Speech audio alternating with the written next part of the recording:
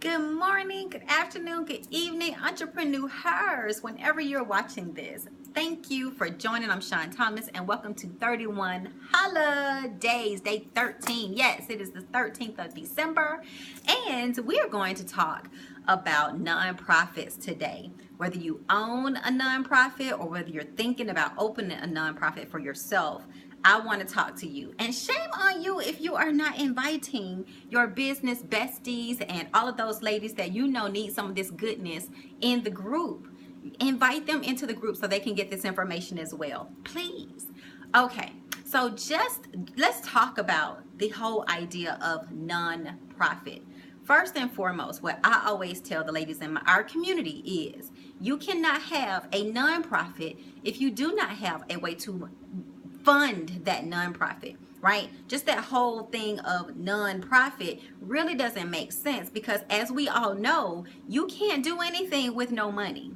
You can want to feed all the homeless you can, but you need money to do that. So these are some tips that I want to give those of you who are in nonprofits or who want to start a nonprofit. First and foremost, you need to have some vested interest into your nonprofit idea, meaning there needs to be your own money on the table or some kind of way, or your business that makes money. You need to have allocated funds that is dedicated for your nonprofit. Second anomaly is that there are grants out there just going to open their pockets and give you a whole lot of cash. That is not the case. Think about it from this realm. If someone is going to give you money, they're going to want to know, how are you going to use my money? You know, who else is giving you money? There's this overall belief that there's this pie in the sky of grant funds ready to give to brand new nonprofits. First and foremost, that is not how this works. That is not how it works at all.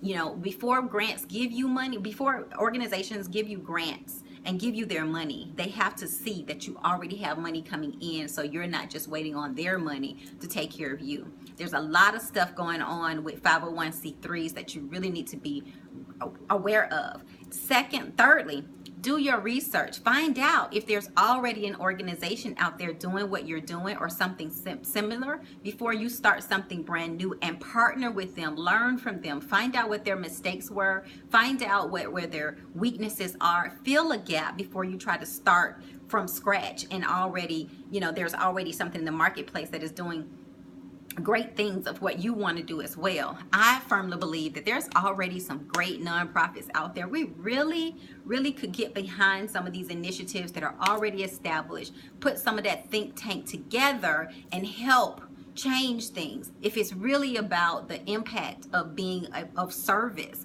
then that's a better avenue versus everybody doing brand new things and starting from scratch and kind of shifting all of the resources. That's my thought process. But let me just give you another tip around a nonprofit.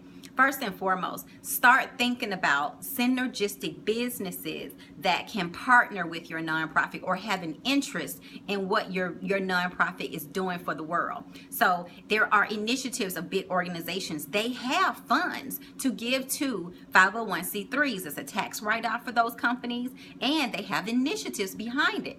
I know that Coca-Cola, Hewlett-Packard, IBM all have women's initiatives. So if you have a nonprofit that focuses on women's initiatives, things like domestic violence, mothers raising sons, all of these things, alcohol abuse for women initially, there are things that those companies want to partner with you in order to give you money to put their name behind it. It's press for them. It's great community relations for them. Think about it from that perspective. Stop thinking about small avenues of raising funds and think corporate, because corporate is the one that can give you big funds, but they're going to also want to know that you have your stuff together. They're going to also want to know to see your books and see how long you've been doing this, what your mission and value statement is, who your board of directors are. Which brings me to my last piece of advice. You should have, the key to running a successful nonprofit is to have a working board of directors.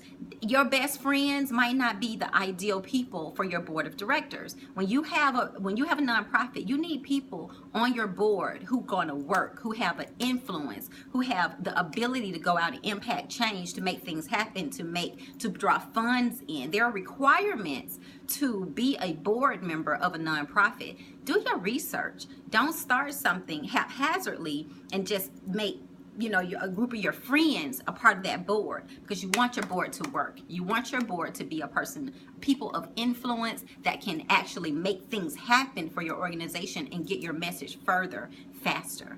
That's what I have for you today. If you have any questions about nonprofits, please drop them below this video. I'll be happy to answer those questions, and I hope this helps you.